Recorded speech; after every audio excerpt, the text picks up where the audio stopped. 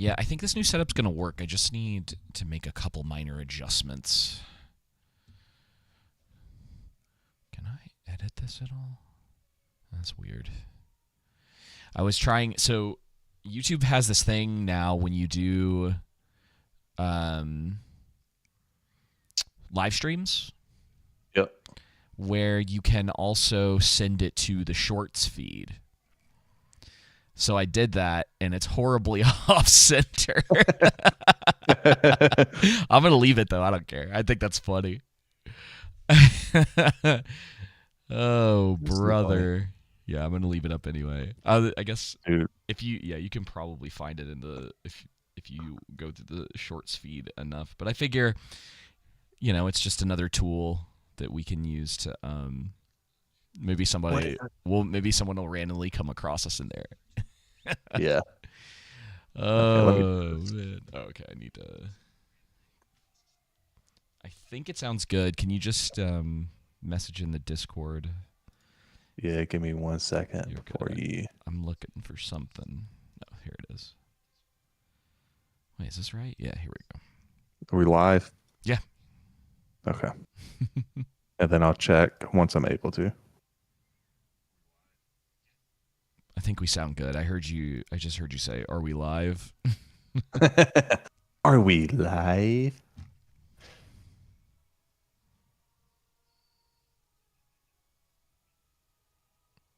Okay. Man, what a poopy year for movies, dude. Oh, I know. Like, I don't even have everything that I've seen on here. Oh my gosh, what a rough year. I know, it's pretty terrible. All right, let me see how we sound.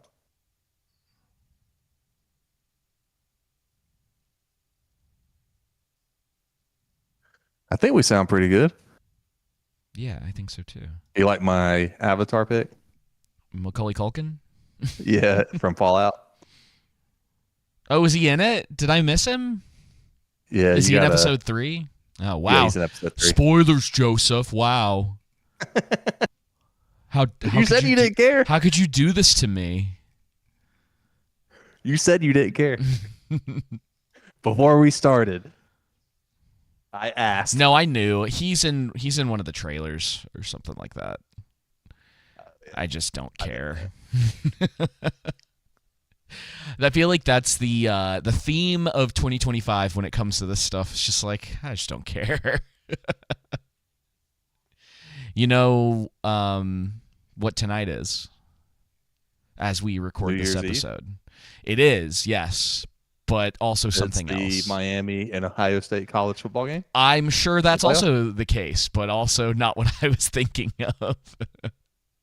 It's the end of something. Something is finally coming. 10 years. Oh, it's the end of Stranger Things. It is the end of Stranger Things. Round of applause. Yeah, woo. We need to get the... I know. I'm not prepared for this. Our ISO's working again. Yeah. 20... So we can do a little hand clap emoji. Let's see. What do I have on here? Hang on. I've never forgotten. How do you do that in Discord? Yeah, there we go. There it is. How do you do that in Discord again? There's a little speaker, and I can't do it. What's so dumb is that the soundboard. You and I are admins on our Discord, and I can't use our specific ISOs that are in that. Like I'm gonna have to go back to just using. I think you have to pay for old. Yeah, it's like stupid. It's locked out. It's the dumbest thing. Yep. It's like it's our server. I mean, obviously it's like on Discord's thing or whatever, but it's our server. Why can't I use these? I know. So stupid. Because you got to get Nitro, dude. I have the Wakanda, the Kamala Harris Wakanda Forever one. It's classic. It's a classic. Wakanda, I forgot about that one, dude. Yeah, we need to. I'm gonna look that up. Oh, it's so funny. But yeah, it is the final episode of Stranger Things. It should be going live pretty soon. Maybe as we are currently talking. It is 8 p.m. Eastern. And also, it's New Year's Eve, and here we are recording the last episode of the year. We're going to do a little bit of looking back on the year, but do we want to just get Fallout out of the way? Yeah, let's start with Fallout. Let's get it out of Let's get start it done. with let's end the new year right by when we talk about Fallout with beginning a big with bang. The positives. With the beginning with the positives of Fallout season 2 so far. Should we actually, this is our first time talking about Fallout since we gave, I think we watched the first 2 episodes or whatever it was, and then didn't I stop watching it? You did. And then you continued. I finished it. And I went back. I wasn't going to watch season 1 again. You decided to do that for whatever reason. Well, I decided to do it because my wife was interested in watching Fallout because she's like, I've never seen this. I'm seeing it everywhere now. And so we watched, and I was like, well, I never finished past episode 2 of season 1, so we can watch it. And so finally, I watched, I binged episode 1 all the way to episode 2 yesterday until episode 3 of season 2 came out today. Yeah. So yeah, I got to revisit the crappy turds of episode 1 and 2, and then see the whole the whole small intestine release everything of every season, of every episode of the season. So you mentioned, I'm kind of curious. Hang on, I'm trying to make sure because I want to. Where is it? Oh, there it is. I'm just curious since you have like probably the freshest view of the show. Like, I mean, I know you don't like it, and I think I was semi-warm on it for the first episode, and then it just falls apart for the most part. Yeah. I like in isolation, I would probably say there's probably stuff that I'm like, well, that was fine or whatever. But the problem is it's like when you take it as a whole, But where are you at this point?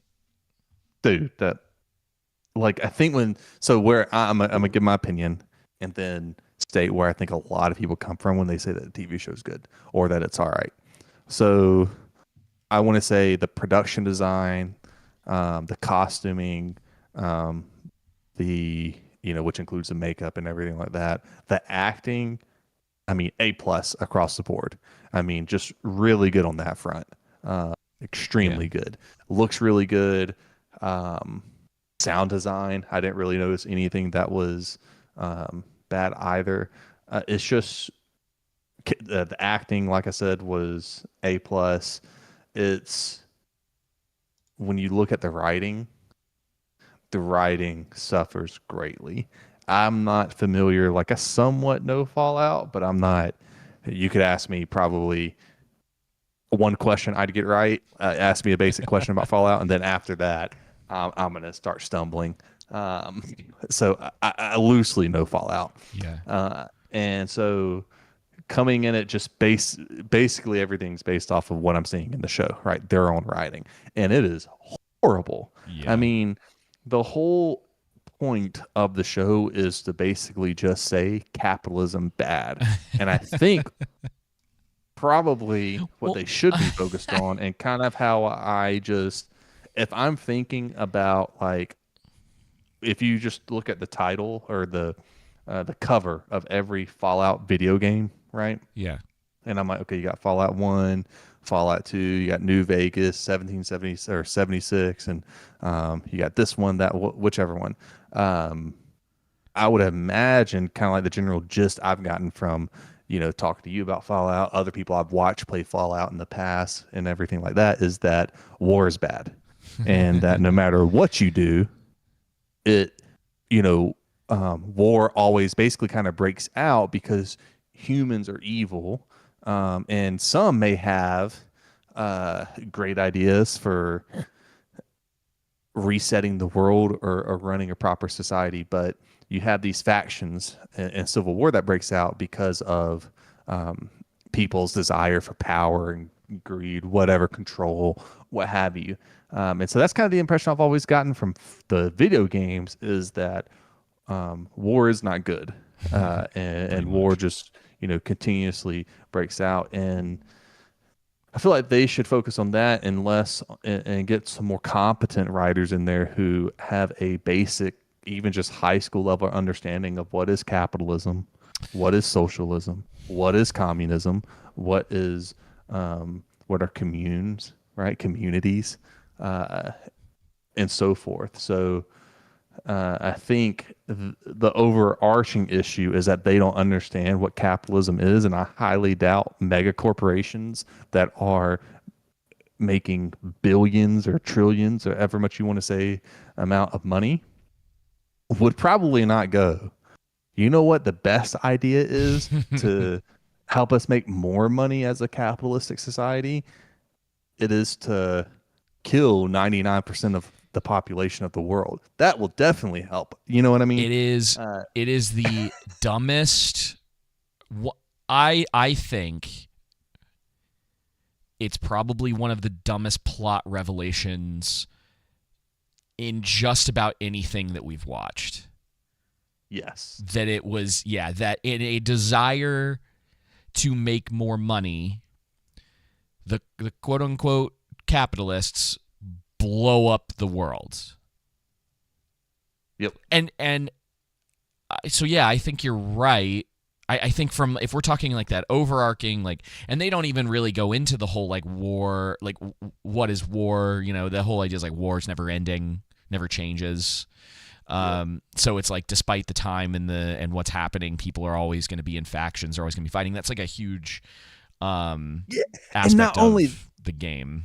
And not only that, David, their idea, the premise of them, one of the premises of them wanting to the Vault Tech and these other corporations in the show of wanting to, like end these factions and stop this brutality, right? So their idea is, okay, so in order to stop all this brutality, let's just murder all these people and to stop factions, right? But yet they literally say in that meeting in season 1, they're like, well, you can have your vault and you can run ideas your way. So they're literally creating factions with the vault. Yeah. The exact opposite of what they're trying. You know what I mean? They're Yeah. contradicting themselves. Yeah, a lot of dumb decisions, a lot of things that just don't really add up. With the vault logical stuff, setup. And it's 31, 32, and 33. Yeah, I don't like the Moldaver's infiltration plan. Yeah, well, it's like all of that stuff. It doesn't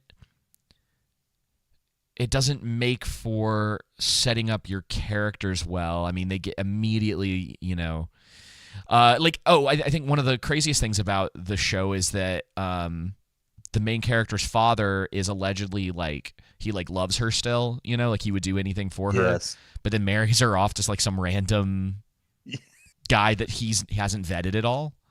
Or at the end when spoilers, by the way, for anyone who hasn't seen Fallout season 1, or Fallout in general. But at the end when she finally reaches up to him and catches him in Moldaver's spot, Moldaver's like, well, your father's done all this horrible stuff and he's the one that has the code. And at that point, it's kind of, what is Moldaver? Why is Lucy trusting her this much when all she knows about Moldaver is that she's come into this vault and has murdered all these people? And she's kind of finding out that she was in love with her mom. That was brewing as well. But then that leads to the contradiction of if Moldaver loved Rose's mom, I'm veering off track here, why would she do that raid in the first place in the vault 33 and potentially many situations where Lucy could have died? That's just weird. And anyway, a lot of questions. It's just a bad plan. But anyway, yeah. Hank's cat, Lucy finally reaches Hank and Lucy just believes everything Moldaver says when Hank could have been like, hey, she's lying. I don't know what she's talking about. Yeah. What code are you talking about? I don't have a code. And Hank just willingly gives it up when that's the one piece of information as far as between him and Moldaver the one thing he has that's vital that could save his life. So him giving it up is essentially, he's highly risking himself being killed by her. And then thank God that Vault-Tec thought of everything except for what's it called? A safety device or a closeout mechanism, a protection mechanism within cold fusion to stop. If someone gives out the code, you know what I mean? To say, I guess so. I don't know. I mean, like the thing is like, and this is another problem with the show, and we can get into this a little bit, but like because the only reason that anything works and everything functions the way that it does is because everybody doesn't act like a person. Yeah, they all act like they're all sharing a brain. And it's gotten worse in season 2. I'm tired of this as sort of a writing, call it like a writing strategy, if you will, where everything has to be sort of like tongue in cheek. You can't make. I was talking to somebody about this today, but something that just like annoys me about a lot of modern writing that feels like it's been lost is this idea of a silly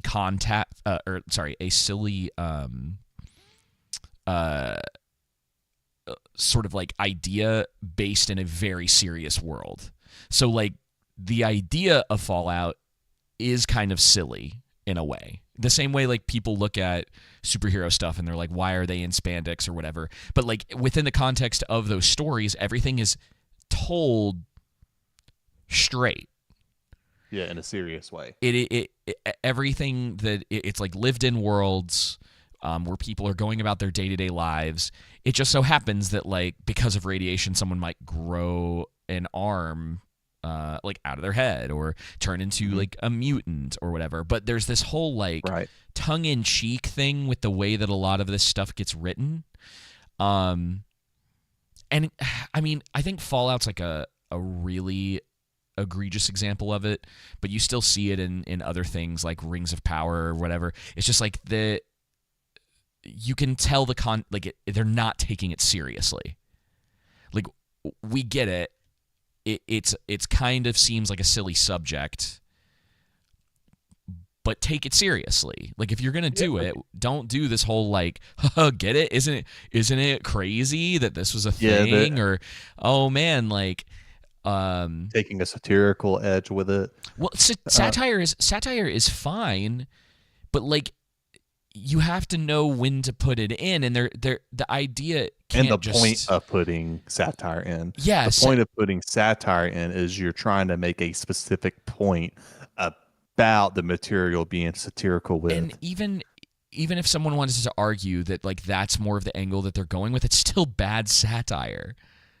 Exactly. Because like it doesn't mean you throw everything out the window. Like this is the problem you and I have run into all the time when talking about this stuff is like people look at fantasy and then there's always people that are like, well, it's make believe, so what does it matter if someone like randomly turns all of the paper into gold and now everyone's like rich? It's just like there's issues with this we've stuff. made that point before. It's like, well, the same thing. Why is it important to follow the lore?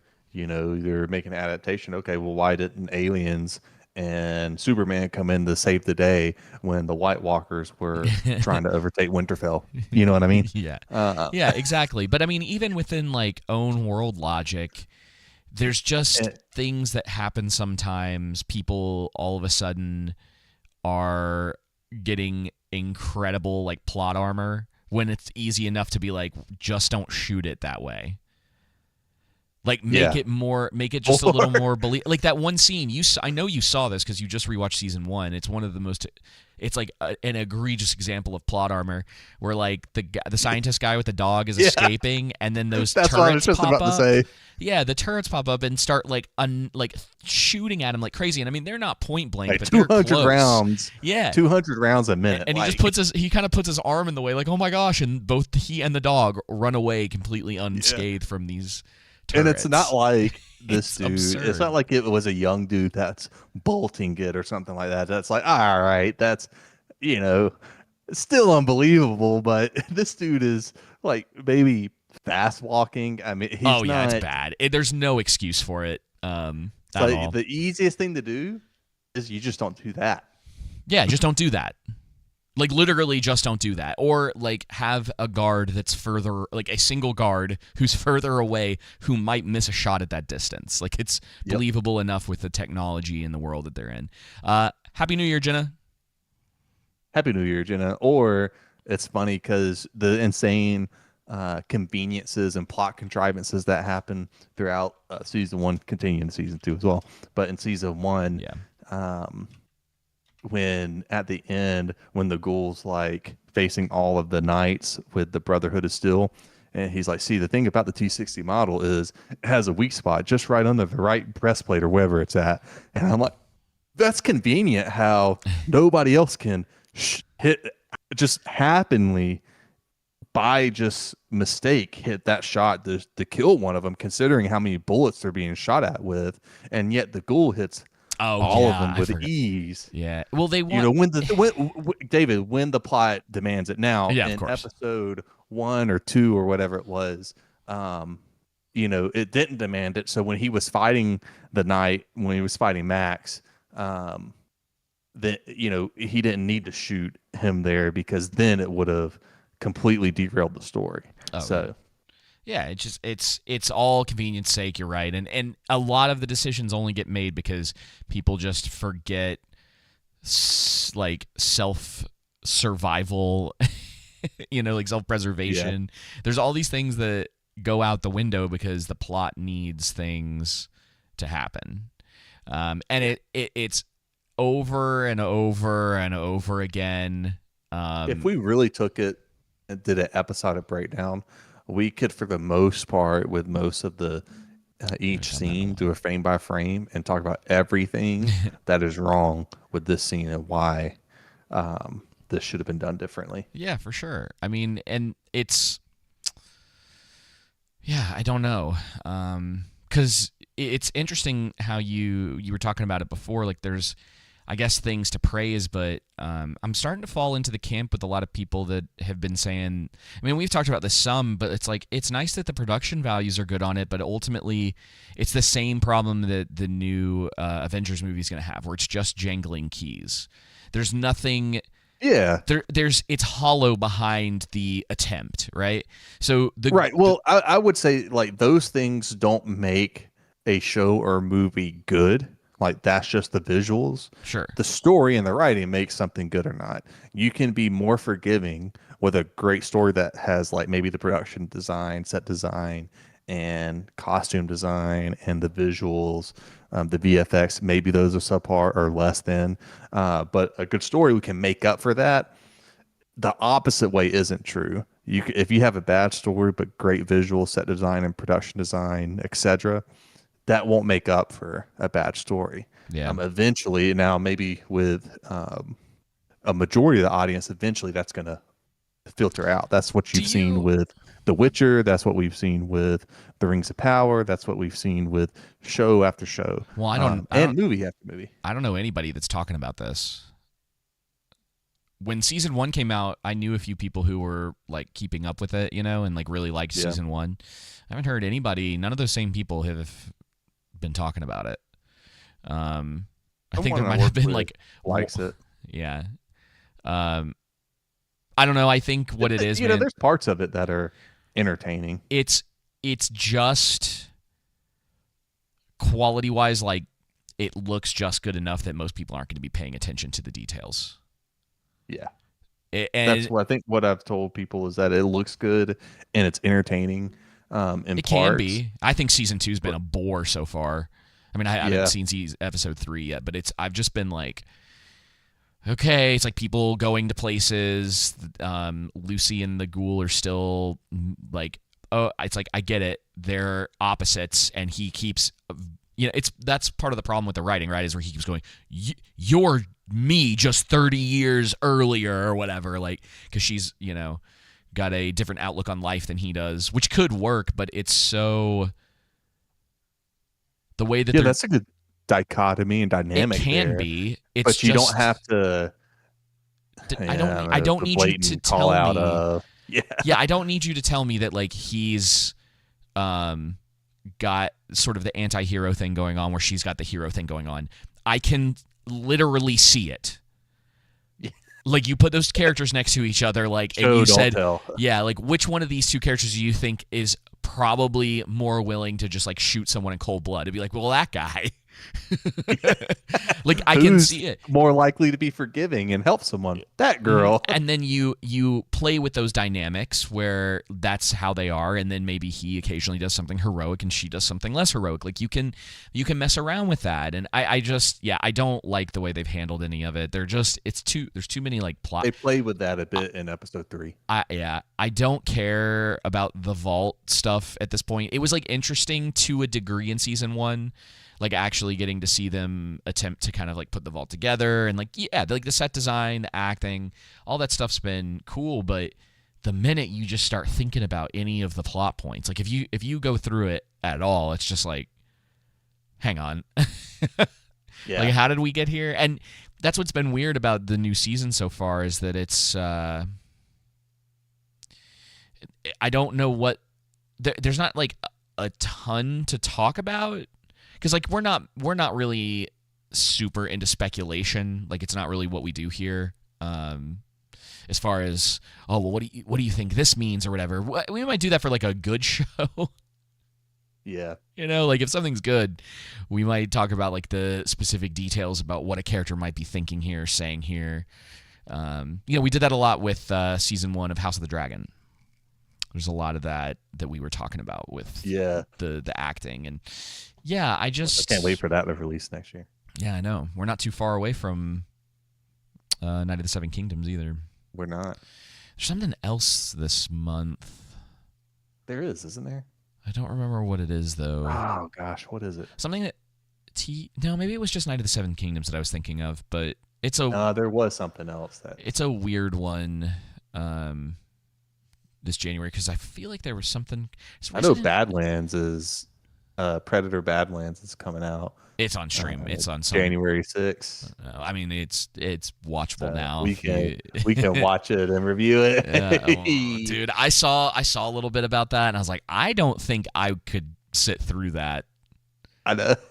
It looks really bad, like worse than I realized. I think. And I think, well, I think it's this month the new Resident Evil comes out. Ooh, but it's soon. Yeah, I literally have seen maybe a couple minutes of it, and if I get it, I might just go in blind. But I'm gonna try to do some more game streams this year. Get back into that a little bit. Nice. And that one might end up making the list. It's kind of tradition at this point to stream those games when they come out, even if they're bad. Yeah, it is, isn't it? Mm-hmm. Isn't it? Yeah, I've done 7, 8, 4, maybe one of the other ones, but I've done a lot of them on stream as they've come out over the years. So, and it's fun. It's always a good time, like kind of playing through those. But I haven't been paying attention to this new one. I just haven't been super like excited about the gaming industry. I actually we don't have to talk about it this week, but there's some interesting stuff going on there that we'll need to keep track of at the beginning of the year, because the gaming industry. Yeah, well, like especially with computers, like GPUs and RAM are allegedly going to be going up. Like I saw a report today that said that the prices for GPUs are going to be like skyrocketing, like 4x. Yep, I just saw that as well. Like the past month, they've been talking about that. So that sucks. Oh, it's the first thing that popped up. Allegedly. Yeah, so for people who don't know, RAM prices and GPU prices for 2026 allegedly are going to skyrocket. So if you need a TV, a computer, or what have you, it's best to go ahead and do it now. I know, I'm going to start those are going to increase. I'm going to start looking at GPUs. I'm not going to get a 50 series, but I'm going to start looking at GPUs because I need a new one anyway. But yeah, the allegedly the RTX 5090 increasing from $2,000 to $5,000. No kidding, dude. Which is not insignificant. No, you're joking. Dude, if this is true, that's why I said allegedly, because like every time I read this stuff, it's always like, okay, well, like we kind of gotta wait to see what they do, but man, this stuff tends to be true to some degree. Yep. and Well, there's it's been because NVIDIA rumors. is like cutting down production. Um, and there was a major for RAM. When it comes to RAM, there was a major or two major companies, one for sure, but I think two that are backing out and going strictly toward, just giving all the production to data centers. It's basically because of AI, Yeah. from what I've gathered, without doing a ton of research, just a very tertiary search. Um, there was You know what? a Let's huh? consult the Book of Truth. There was a some controversy over Expedition 33 using some AI assets in early game development that were placeholders, and people lost their minds, and someone took an award away from them for that. Really? Dude, people, I mean, literally, this game's like won everything. It's been everywhere, and it's so funny, like, because I've known about it for a while, and like it came out, and I just like wasn't in a gaming mood earlier this year when it came out, and then I was like, Yeah. I got the itch, and I was like, dang, I really want to play this, and it took forever to get a copy because I wanted to. I have a physical copy of it. It's like I'm trying to do that. I'm about to pick up a Lord of the Rings Gollum physical copy too. It's like $20 on Amazon for PS5. Ooh, that's too much, dude. I'm gonna pick it up. I'm trying to decide if I'm gonna pick it up and then get like a digital copy and just leave the physical copy sealed, because it's like a Oh, yeah. weird, it's like a weird piece of history, you know. If And then you I say also so. I also kind of want to play it on stream. Um, Oh, best of luck, man. I With just think that. I think it would be so funny, dude. Allegedly, it's like an absurdly long game too, for like what it is. Yep. So GPU and RAM prices are projected to increase in Mm, 26, driven primarily by supply shortages and surging demand from AI applications and rising component costs. GPU awesome. prices from NVIDIA and AMD are expected to rise in early 26, with AMD potentially implementing hikes as soon as January and NVIDIA following in February. Oh, shoot. um, yeah. They've already quadrupled and tripled in price recently. Let me look at. Dang. Well, anyway, Fallout Season 2, the Steam really doesn't pick up a ton. I would say probably episode 3 gets a little bit better and maybe the more interesting episode. But I think I texted you today that these last two episodes have just seemed to end suddenly and in weird spots to me. Um, That was a. I don't know so if you remember, but that was like a big problem I had with Welcome to Derry.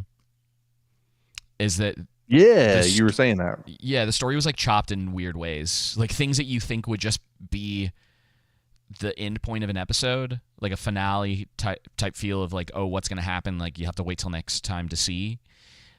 They were just like cut in weird ways, and it's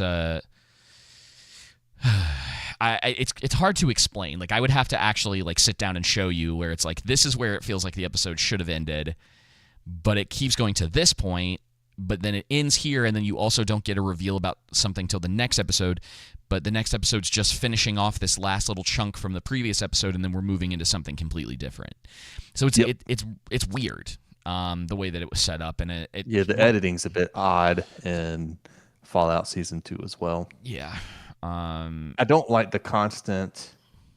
Gosh, man, Game of Thrones really did ruin a lot of stories and shows. I don't like this constant cut between they're tracking Lucy and the Ghoul, they're tracking Max, and then Max has his storyline with um, old chick Dane. And then they're tracking the Vault Dwellers. Now they're tracking Hank, which obviously that's kind of tied to Lucy. But that's four. Is there anyone else I'm missing? I can't His remember. dad. But I mean, like Lucy's dad is like a yeah, prominent. that's Hank. Oh, did you say Hank? Sorry. Yeah, Hank. Um, So I mean, I wish it was a bit more narrowed and tailored, and maybe just following too. I think to your point, the vault is the less interesting component just now, cut it. and it's kind of like I wish they would cut it, which would be nice. But It's got a lot of the same problems that Stranger Things is having is that they have too many characters. I mean, Fallout's a little bit different just of where it's at in its timeline, but like one of the biggest problems that Stranger Things is having right now is they have too many characters. They're seemingly scared to kill anybody off for whatever reason. Like they don't want to just end people's stories that way. All of the main characters, I think, are still alive. Like they might kill somebody or whatever in the last episode, but that's just like whatever. You know what I mean? It's like if you're writing a story and a character just isn't really involved anymore, like it's just probably time to write them out. Especially from like a television perspective. I mean, really with something like this, you would have hoped they would have spent. I mean, dude, it's been 10 years pretty much. And Dang. it's weird that. So let's see. This is season 5. Let's say it's a little over 40 episodes. Let's say like 45 episodes, right? 9 years, you'd think you would have had enough time to finish. I don't even know what the Duffer Brothers have been doing, but you'd think they would have had enough time to finish their story and give these characters like natural conclusions and satisfying ones. I mean, this is like what I don't know what else they've been spending their time on, because this seems like it's the only thing that they've been doing. And in my mind, and part of the reason it sucks is because like season 4 was like, it felt like a step in the right direction that they just fumbled really hard into season 5. Like they won back a lot of people just in the sense of being like, okay, this season was interesting. You've got my attention. And they lost it the second season 5 started. Like that's what I've heard. It's pretty much just boring conversations. It's nothing. Yeah. You can have people standing around talking in a room. That's fine. You just got to make it interesting. Insane plot armor, too. In fact, one of our criticisms of House of the Dragon season 2 is that you no longer had, the interesting people in the same room talking. Like you didn't have Damon and what's his name? Allison's dad. You know what I'm talking about? Varys? What's that? Viserys? Wait. No, not Viserys. Allison's dad. The hand to the king. Yes, I literally can see his face. His name slip in my mind. Yeah, but you didn't have them in the same room talking and being the foil to each other. Mm-hmm. These interesting, or even Viserys and Daemon himself. So that was one of the key criticisms. So that's not surprising. I think, when it comes to Fallout, one of the things that would make it better is get rid of Max. I would rather them get rid of Max. She should have died. Well, she should have died last season. They should have let her give a heroic sacrifice and just closed that out. Oh no, I'm sorry. Max is one of the characters in Stranger Things. She's like worthless. She gets put in she like sacrifices herself. They do this whole big thing, and she's literally now just like her entire character is coma patient. Oh yeah, it's so I'm referring to Max. Yeah, sorry. His character just isn't appealing at all. He's a boring loser, and so. It's just like they finally did a flashback, by the way. That wasn't the same like 20 flashbacks. Oh, with him, right? And his parents. With him. Yeah, like that was the first. Like, where was that last season? Like, I think that you get a hint of it. That scene was the first good scene with, ironically enough, with him in it, but him as a kid. Yeah, but again, his character just isn't that interesting, and they should just completely just axe him off. And you could, and to speed the story along and to make it more interesting, you axe off the vault and you kind of just focus on Lucy and the Ghoul, because we've talked about this before with The Witcher. You may come to find out who your stars of the shows are, and the vast majority of your show should just be focused on them and people like the Ghoul and Lucy. You could have had something with Max if you'd written him better, or if you wrote him better.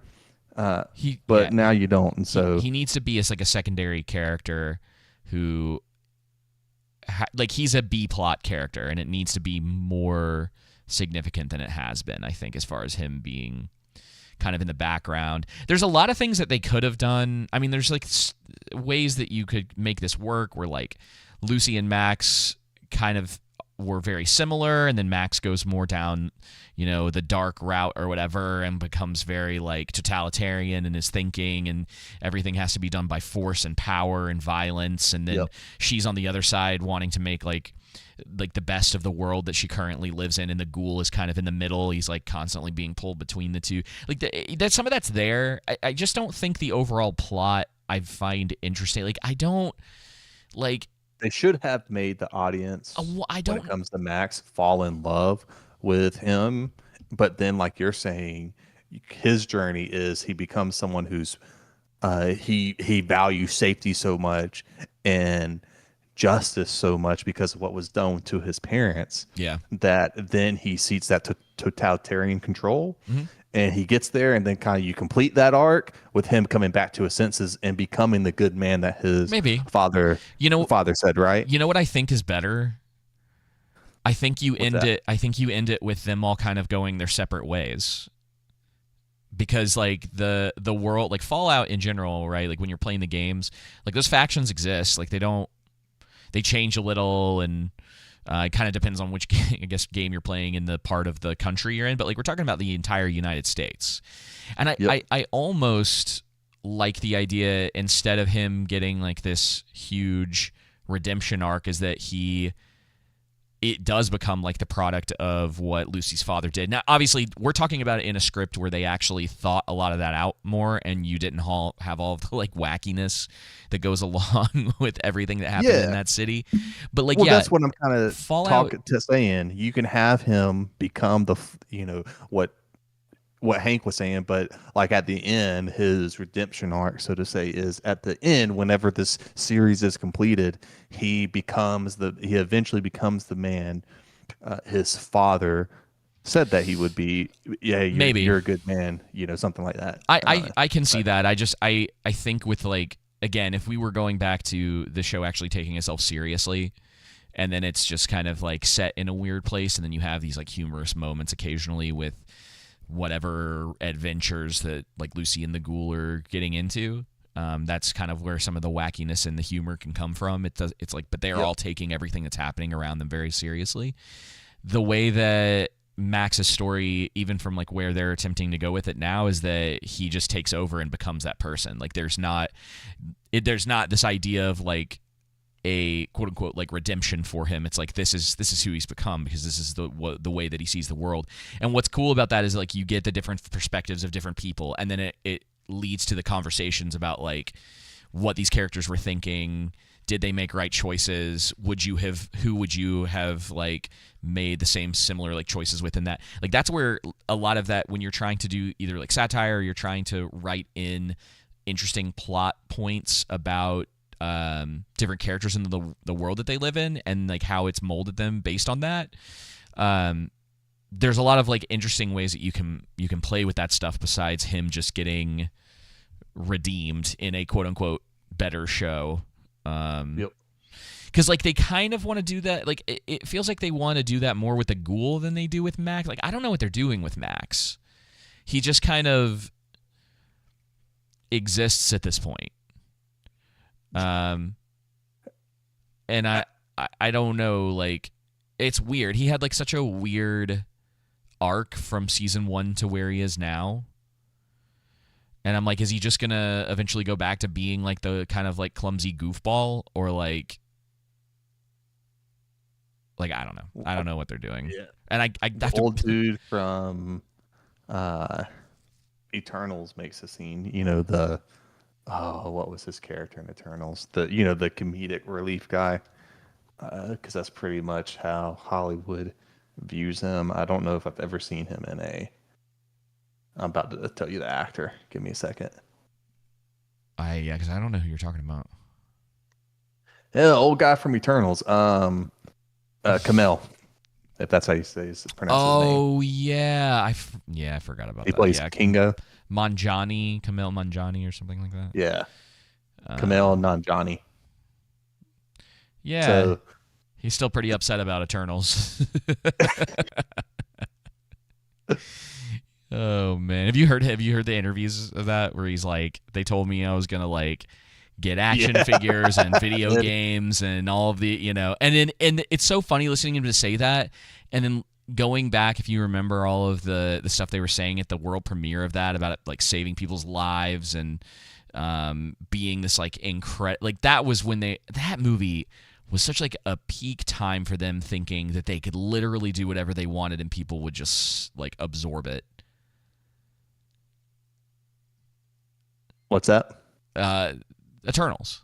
It was like that peak moment. They could do whatever they wanted to. Like just say or do whatever they wanted. I mean, because you go back and you look at that now and it's just like, it sounds like insanity. Like they were just, I mean, they might have been on something, but the way that they're like talking about that movie, like it's the second coming of Christ.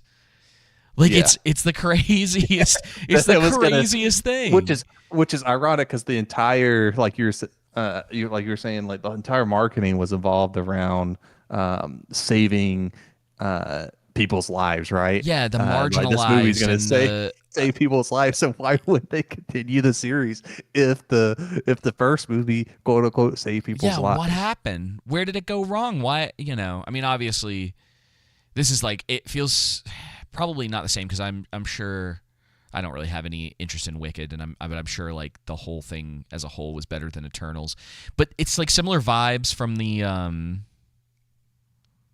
interviews with them, you know, like something weird happened and now they're acting weird, and I don't know. You just like you get this every once in a while, and I want to say that when what was the one that was like the Witcher prequel that was really bad? Blood something. Oh, Blood Moon. Was it Blood Moon? Yeah, from The Witcher. There was some interview that came out around that time where someone was saying something similar, where it's like, this is just like, you know, the most, you know, culturally like, we're, you know, all the keywords basically, and they were like going through the whole thing, and it's just like it felt so tired compared to when Eternals did it. It was dumb when Eternals did it, but it's just like the whole meme or whatever is kind of tired out now, where it's just like, guys, we get it, we get what you're trying to make this for. Like you, it's, I don't know, man. That stuff's so weird. Yeah, I also think Lucy's whole idea of a character is great. I like that kind of golden rule take on the world, but her shooting preference, like for non-lethal shots, like just shooting the kneecaps goofy. or butt, is so dumb because that's the problem with the show. That's extremely difficult to do. You live in a post-apocalyptic world, and if someone's shooting to kill you, you're just defending yourself. You're not doing something wrong. They're the ones doing something wrong. But you can always put her in those positions. You can put her in those positions where she has to defend herself, so she's not going back on that. That's kind of dumb as well. It's dumb that she can't. And then how do you have overweight people in the vault? I'm just asking. Oh yeah, we talked about this last time. I'm pretty sure. Yeah, it doesn't make any sense that anyone is overweight. You know, like you're getting rationed. Especially, I mean, like in general, like no one. There aren't that many people. Like if you're overweight in that world, that should be an identifier of like you having done well for yourself in that world, and that you're probably some kind of villain. You know. Yeah. Overconsumption and all that. Well, dude, I mean, ultimately what it comes down to with a lot of modern writing is that people don't, it's all like baby's first, like, whatever when it comes to writing about capitalism bad and or, you know, violence bad. They take the most, like, elementary level, or, like, the route that they take is always, like, on, like, an elementary level. You know, people getting shot is bad because people dying is bad, therefore guns are bad. Our main character, she's going to use one, but she's going to do the righteous thing by like shooting someone in the leg or whatever, and it's just like, you're right, it goes into a lot of issues that if you think about it for more than a second, it's like, well, guns don't work that way. There's an argument that they're using like a VAT system in this, but like the show's never actually explained that that's the case, so I don't think it's a proper argument. Right. Because there's like basically an auto aim system because it's an RPG. So you use an auto aim system, and like depending on the leg or arm or head or whatever you're trying to shoot, like your gun has like a certain percentage chance of hitting. Which, again, if we were talking about a show that just like took itself seriously, you could implement some of this stuff, and I think it would, at least to a degree, you could remove some of the criticism of her character, because it's like she has an actual, like, call it a superpower or whatever, if this was the case, right, where hypothetically they actually introduced the VAT system and went down that route. Right. You could have her play somewhat more self-righteous in that, or in a way where she's like, I don't really want this, so I'm going to do only what's necessary to survive, and have her struggle with those things, you know? Yep. There's definitely room for it. And again, it's not impossible to make all of these characters work. You just have to be willing to write it that way. In a coherent way. Yeah, it's just kind of bland the way that they do it. Everybody's kind of one-dimensional for the most part. Like, you could probably argue for the Ghoul more than anybody else that they've given him like more to work with. Like, you kind of understand where he's coming from. And yeah, I like you had said at the beginning, I think that the acting is really, I think acting helps elevate this some, because all of the main cast, I think, does well, and they're kind of wasted on this script. And they're taking chicken crap with this script and making it chicken salad, like doing their best. You know what I mean? Trying, yeah, because like I think Ella Purnell's like a really good actress. I don't think she has a ton to work with this. She's good in season 1 of Yellow Jackets. Yep. Talk about another show that went downhill. Season 1. Yeah, it went downhill fast. She's great. Like she's got acting chops, and obviously Walton Goggins. Walton. But yeah. Walton? Yeah, Walton. Walter sounds Hey, better. listen, call whatever you want, and I'll just put it up on, I'll let everyone else on the internet tell you why you're wrong, and we can get a bunch of views for it. But yeah, I've been saying his name wrong for a long time. That's hilarious. I think a lot of people believe his name is Walter. But yeah, he's really good, and not even really wasted on the role as much as it is like, sometimes it's like he's in a different show, you know, like he's actually taking his role, like he's in there and he's like actually taking his role seriously, and the show's just like, haha, you're an idiot, like why?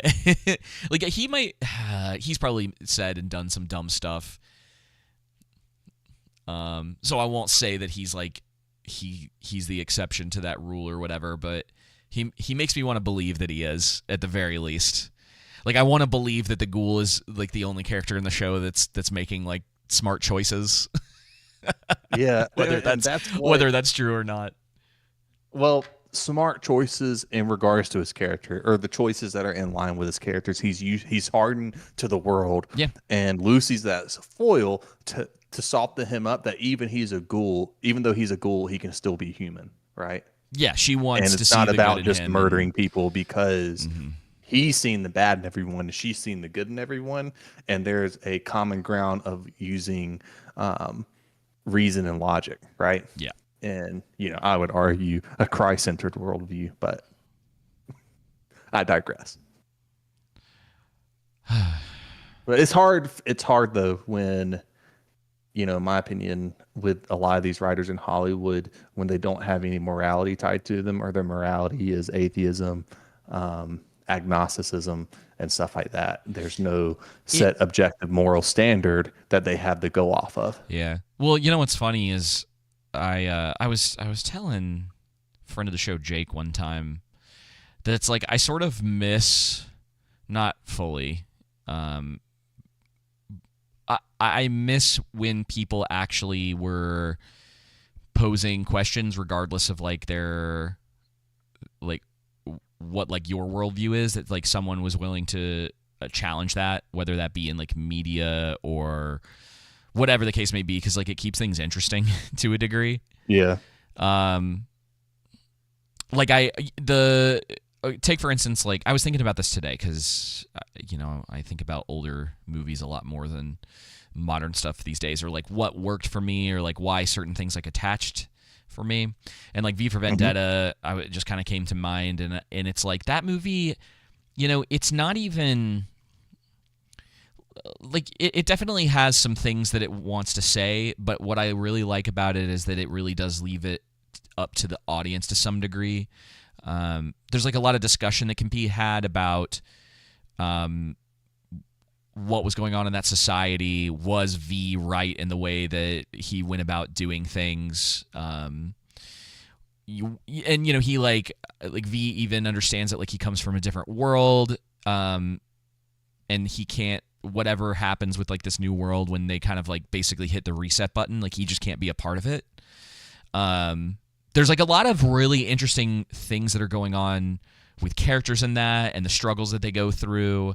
And then what the conversation these days comes down to is like, oh, it was stupid of them to make it like a conservative government. And I'm like, you're just missing the point completely. Yeah. Like currently, like the way that we see things, like, yeah, you're right in that thinking, but the problem with your thinking is that the point is that it could happen to anyone with that. There's like, yep. Like even the guy who wrote V for Vendetta, he's like a crazy like liberal. Pretty sure he's atheist too. He's like old school atheist, like, but they managed to like make something that I think asks a lot of really interesting questions. And you kind of, I mean, obviously not with the villains as much, but they do some interesting things about like, one of the characters that he kills, like she's clearly dealt with like a lot of regret, and he can't allow her to continue on, but he also recognizes her like regret, so there's like a how we talk about like they don't do mature writing anymore, like proper mature writing. Yep. That's one of those things that it's like, well, why is he having sympathy for someone who like did all of these things? And it's like, I don't know if you would call it sympathy necessarily. It's more complicated than that, where it's like he's still on his path. He's not changing his mind about what she did or what he has to do, but he's recognizing that a person can recognize their own faults in the past, their own failures, their own like, she helped genocide a bunch of people essentially. But it's like the idea that you can't even write a character these days that is like somewhat sympathetic because they came around to understanding what they did was wrong. Like they've come to terms with what's going to happen to them, but there's also this piece of them that's like, in a different life like that, I would have never, like, knowing what I know now, like never would have done that, and you're not allowed to do that anymore because everything has to be very like one-dimensional. And I think that kind of goes back to what's wrong with a lot of Fallout. A lot of these shows, it's like everybody's kind of one-dimensional, except for maybe the ghoul. Like he's got a little bit of like duality to him. He's struggling with who he is, and then running into Lucy and having someone who wants to like treat him and other people with kindness. We'll see what they end up doing with it. I don't have a lot of hope that it'll actually turn out to be interesting. But it's just like something I was thinking about today is it's like I don't remember the last time I saw something like that. Like, I don't know if your quote unquote like modern audience really like believes in that anymore.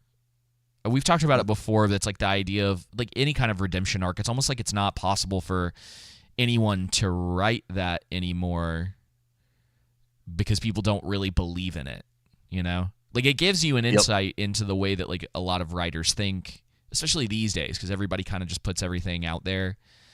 There's not a lot of subtlety to it. And I think there's like craftsmanship to the subtlety. When you don't always want to let like your full hand go or like exactly how you feel, but like maybe giving people the option of, well, here's some different thought processes. Like, let's let the audience figure it out. Like that's where that mature writing comes from. And the willingness to just like not go full throttle into like your personal opinions about Donald Trump or whatever the case may be in your writing. Yeah. Oh, man. Well, Joseph, we are at the end of the year. Do you have a top 3 for this year? I don't think I have a top 3 for this year. I think I have like off the top of my head. Let me look at my list on Letterboxd, but I know I can remember Warfare was a good movie. I really enjoyed it. None of these movies are that I've seen this year are like A plus, type movies. But Warfare was a really good movie. I enjoyed it. I more so have dude, like The Gorge is the next decent movie. I know that one's like up there for me. Ballerina, I don't think it's fair for me to give Rebirth a 1.5 star. I don't think it's fair for me to give Rebirth 1.5 star or a half star when I gave Warfare a half star. Warfare is not Warfare. War of the Worlds I gave a half star. That is the worst movie I may have ever seen. Well, no, I think Year One was worse than that. So Year One is the worst movie I've ever seen. And wait, the one with Jack Black and Michael Cera? Yeah. Oh. Yeah. Yeah. If I could give this movie War of the Worlds no stars, I would. Dang. But War of the Worlds was absolutely horrible. It was worse than Rebirth. Rebirth was better. Dang. Yeah. So I watched. It's sincerely one of the worst movies I've ever seen. Good fortune, that's what it was. I watched 2 more movies yesterday. That came out this year. Neither of which I found to be very compelling. I would say one of them's like top of the sort of like stuff that wasn't great that I saw. Like, it's not really that great, but it would like skate by as like not awful. It's that Keanu Reeves movie where he plays an angel. It's called Good Fortune. Oh, yeah. It's literally The Prince and the Pauper. It's like a poor guy is down on his luck, switches lives with a rich guy. And I like the first like half hour of it or so. Like the setup's kind of interesting. Because Keanu Reeves, like he's a guardian angel and his entire role is to save people from texting and driving. So if someone's like looking at their phone, he like taps them on the shoulder and they like look up at the right moment not to get in an accident. And so like I like some of what they're doing with that, and you kind of think he kind of becomes a background character a little bit, and he goes through this weird like existential crisis in the movie, and it just doesn't I see what they were like going for, and it doesn't really work. But yeah, I think like the first like half hour or so, it's like kind of a cool setup, and then it literally just becomes like there's like one funny moment where Keanu Reeves' character, he's like telling Aziz Ansari, he's like, you have things to live for, and he tries to like show him his life or whatever, and it's very like underwhelming for Aziz Ansari's character. And then he's like, well, fine, how about you see how hard that someone who's much wealthier than you has it or whatever, and that's like the whole like premise or whatever. He's gonna give him like a couple days in the life, sort of like it's like A Wonderful Life or whatever, where it's like, yeah, what would it be like if you weren't around or whatever the case. And he screws up because his life literally he does that to him and his life becomes like infinitely better, because there's like a line in it where he says something like I tried to show him that money like wouldn't solve all his problems, and someone was like, well, how's it going? And he just goes, seems like money solved all his problems. And I thought that was really funny. And then like the rest of the movie just doesn't quite live up to that. Like there's kind of a breaking point after the first act or so where it's like it just kind of becomes really generic and it's trying to say things but doesn't really have a whole lot to say, Yeah. because it very much feels like a modern take on like the rich and the poor, but they're a little too scared to just go like full bore with it, so it kind of ends up middling. And then I watched most of that new Naked Gun movie, and it's as bad as you would expect. Dang. What movies did you like this year? What movies did I like this year? Or what were your favorite movie shows that you watched this year? Whatever. Okay, so you look back on, you're like, this is a good movie. Reacher season 3 was good. It's not changing anybody's lives out here, saving anybody's lives, but like solid television. Can't be mad about that. It's not Eternals. Yeah, exactly. No, unfortunately, it's not Eternals. No one's lives are getting saved, but definitely a standout. They should release Eternals 2, even if it just saves one life. Oh, dude, I want them to make it. They need to release Batgirl, make season 3 to 4 to $500 million for one life. Exactly. Wallace and Gromit is still sitting at the top of my list, and I watched this movie almost a year ago to date. Oh, nice. Yeah, so it stayed on top of my list. First movies you watched. It was the first movie of 2025 I watched, and it's still sitting at the top of my list. Frankenstein's an atrocious year. Oh yeah, Frankenstein's number 2. And I'm gonna do something. Ooh, I don't know. I want to do something kind of controversial. I might put The Gorge above Sinners. Gorge was a fun movie. It's just like stuck with me. I think they're probably pretty comparable as far as like quality wise. I think Gorge looks Sinners is like cinematography wise it's better. The script is like all right for both. Like it's got a lot of problems, especially modern stuff. Like the further you get into the movie, it seems like the more problems there are. But I don't know.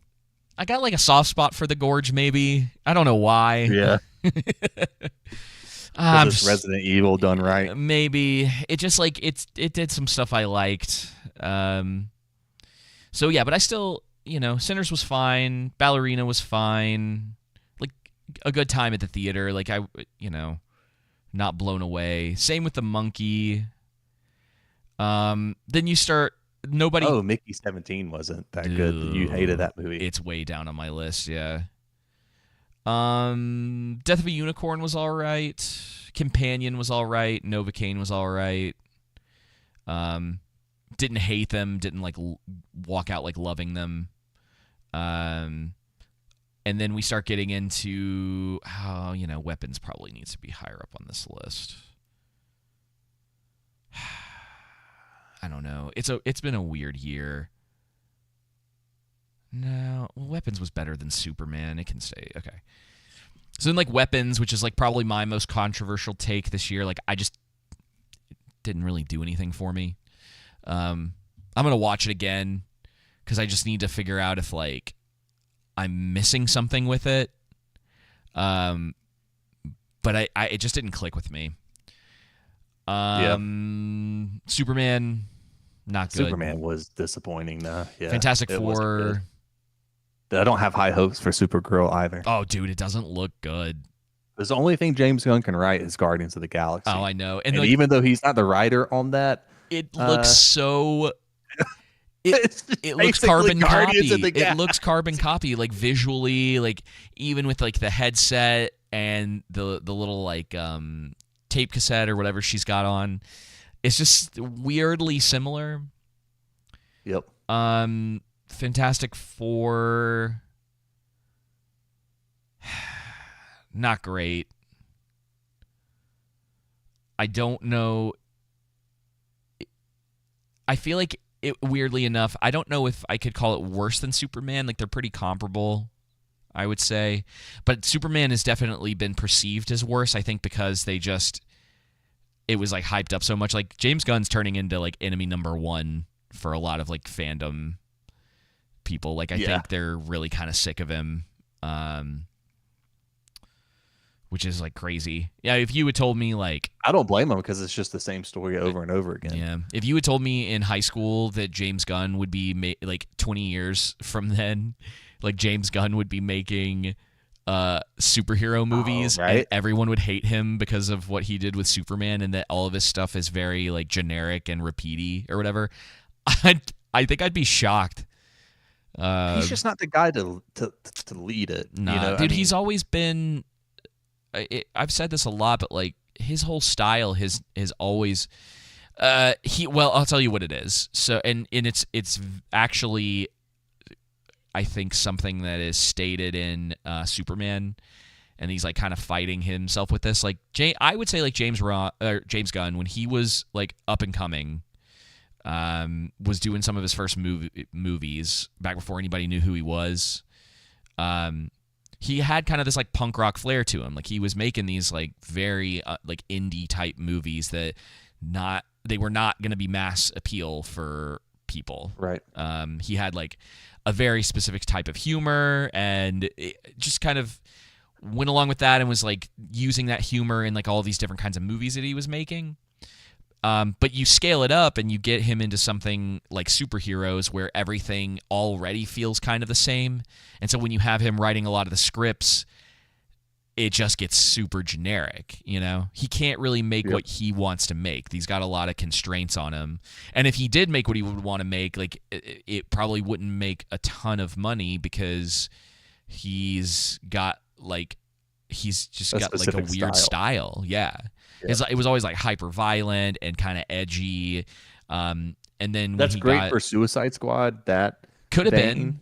It was like even that's he's not the down. guy for exactly. But even that, he's not the guy for Superman. He's not the guy really for all. Batman. No, his style like worked pretty well for Guardians, even though like I like the first one a lot. I don't care as much for the sequels. 2's all right.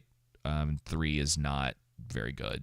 Even though a lot of people like it. They're like, well, what about this part? It's like, yeah, fair enough. That's better than a lot of other things. But, yeah, I don't know, man.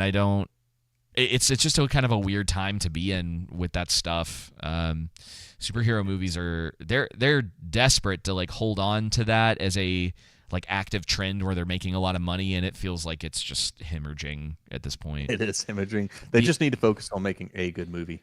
Yeah, I mean, at this point, like, Disney just needs to go down the reboot route or whatever and then just keep remaking things because clearly that's what's making money right now. Like, I guess Zootopia. Zootopia is an interesting one to me. Zootopia too. Because, like, that's like... $1 billion. What's it at now?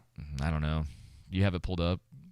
I'm pulling it up now. So it is still sitting at 1.4 billion worldwide. Crazy. And then Avatar is at 851 million worldwide. I can't believe there was... It's crazy to me. I guess it's just like the general audience or whatever, but that like Zootopia, the sequel to like a 10-year-old movie, had that much like support behind it. Yeah. Yeah, no, the first movie was really good. I mean, I remember liking it. I don't remember being blown away by it. And I will not be gaslit into thinking that I'm totally wrong about that. I've learned over the years to trust my instincts when I see something and I'm like... I really liked it. I enjoyed it. I just don't remember. Disney's the only company this year to hit the $1 billion mark. Warner Brothers almost did with... didn't they do Minecraft or was that Universal? Minecraft got close. I think Minecraft got 900. That's Warner Brothers. Yeah, so they got like 950 something. So, yeah. Honorary mention, almost, but not quite. Yep. Yeah, you mentioned Mickey 17. We've talked about that before. It's the what's his face? The budget, by the way, for Avatar: Fire and Ash is reported to be over $400 million. Oh, right, yeah, it has to make $1 billion to break even or whatever. so this is insanity. They always underreport. So if we did just 2.5 times, you're at that $1 billion mark to where just to break even, and that's probably not even accurate. So they haven't broke even yet. Mickey 17 would be higher on my list if it wasn't for the really cringy Trump impersonation that Oh What's yeah. his face did in that. Mark Ruffalo. I can't believe the follow up to Parasite was that. Well, he's done some other stuff before that, I'm pretty sure. Because I Parasite hope was so. 2019. He had to have He's done. made some other movies before, yeah. Okay, let's see. Bong Joon-ho Yeah. has made since Parasite. I'm only seeing that he did the Snowpiercer TV show. That he was working on that. I don't Yeah, from think 2020 to 2024, and so his next movie, yeah, his last screenplay before Mickey 17, like film was Parasite. what was he doing for 4 years? He was working on the Snowpiercer TV show, Oh yeah. 41 episodes. Man, that's a good. I don't I this the show 2024. I didn't watch the show, but I love that movie. Yeah, the movie I really was I really really good. like that movie a lot. Let's see. Okay, that was his writing. Let me see if he directed. I Because I didn't could have look at that. sworn he Okay. was Nope. directing. Nope. It's Parasite still, or Mickey 17 and Parasite. Yep, just that producing as well. I looked same thing. So yeah, That doesn't make unless sense. unless IMDb is They, wrong. I don't know. That seems odd. He also was a writer on the Snowpiercer movie. Is that true? Yeah, he I'm was. pretty sure he directed it. Yeah, he did direct it. Yeah. Okay, nice. Dang, that's weird that he made. Man, Hollywood had to get involved in that or something because sometimes you don't It hit was them a all, different dude. It was a different era, you know. Eh, you don't hit them all. A lot of Um, times, in Hollywood, when it comes to Fallout, the quote unquote super woke stuff that's in it, it's a lot of times these people are writing this for their social circles to get applause. probably. That's it has to be that. And I'm then they lose billions of dollars and fell up. It's kind of like the thing with Max in Fallout is that he makes terrible decisions and he just fell upwards. And I'm like, oh, they're just writing themselves and how their own career has gone. Yeah, it is staggering sometimes to see people do so terribly at things and continue to be rewarded for it. Specifically in Hollywood. Again, it's not that people shouldn't be able to do stuff again, but it's like you would think that they would get demoted to I don't know. like okay, Maybe. we'll write this and do this or spend time with this. You know what I mean? I Like help these people come along. But man, they'll write a bad movie, direct a bad movie, television show or whatnot, it's and then get like Lana, hey, why don't you lead the Halo TV series? it's probably a lot of it probably has to do with just like they're putting someone in that position and it's just a title only and they don't Yeah. really have a whole lot of say It's in an anything. audition. Sure. You know? So They're just a prop for the studio. bottom of I don't know, I hated that too. I think this was worse though. Bottom of the list got Love Hurts, Wolfman, this movie Opus, that one, Minecraft, Naked Gun, Thunderbolts, Megan 2, What is Jurassic. this for this year? Yeah, this is all my bottom of my list. Oh, okay. Like this is like we're in the basement at this point. Okay. Jurassic World Rebirth, Playdate, which was on Netflix, and Captain America: Brave New World. Oh yeah. Which Happy Gilmore too. yeah, Happy Gilmore's in there, but like the only reason it's not as low as the rest of those is because I found like some entertainment out of it. Did you put Predator Killer or Killers? Yeah, at this point it's like middle of the road, like it's whatever. It's Really? really Okay. forgettable. Yeah, well, because I mean, like I've got like The Witcher, Sirens of the Deep on here, but like you look Oh, at gosh. you look at everything for the most part that's like That came out under this year. I that. was looking at it. Did come out Yeah, this dude, year. it was like earlier this year. That it's been on my list forever, and it's just slowly gone from the bottom of the list to the middle because there's so much other stuff that was worse than it this year. 28 years later is at the bottom of my list. Yeah, it's kind of middling for me. It's in that like Mickey 17. I got this movie Borderline that's in there that it's got like Jack Nicholson's son in it. And he kidnaps a woman or whatever, and it's it had this like air of being this like he's kind of a eccentric kidnapper maybe serial killer type or whatever, and it just didn't do a whole lot. Like it didn't turn out to be all that interesting, and it finished, and I was like, oh, it's like, okay. So there's a lot of that middle ground for a lot of that stuff, and then just like a lot of the really, really horrific. What's at the bottom of that list too is The Last of Us season 2. Yeah, but that's not. I mean, I don't have any TV shows on here. It's just all the movies. I guess, can you do television on Letterboxd? I don't know if you can do it on Letterboxd. I'm just saying for my own self. No. I couldn't really get into that much. We've been watching Landman since Thanksgiving. Mm-hmm. And just really like it. Just let everyone know the stuff that you see in there regarding the oil field. The majority of that stuff is 100% fake. What? Yeah, that's from the very first episode of the very first explosion. That's nobody would be doing that. That's not what happens. But I digress. I know it's they're doing stuff for drama and everything, and that's fine. Oh, bro, but yeah, we might have to. Okay, I'm just it's. I see Billy Bob Thornton and Taylor Sheridan, and I can predict the dialogue through like the show. The only thing that I'm waiting for the show to do is for Taylor Sheridan to come in and him to be the biggest, baddest, and best character in the show. I liked him better when he was writing movies. Yeah, he's a good writer. He's not television. He's not like, I mean, he's made all his money at this point. I've never found any of his television to be all that engaging for me personally. Like, it just doesn't. But like Sicario, I love Sicario. Hell or High Water is really good too. He crapped on The View in one of the episodes of season 2, so that makes it low hanging fruit. Yeah. I mean, these days in this day and age, like anything that you would consider like, because Landman is like mainstream, right? Like it's mainstream. It's, can I call it normie television? I can call it that, right? Like that's what it is. It's like pretty digestible. Like he's probably the only person with any sort of like conservative leanings writing these days.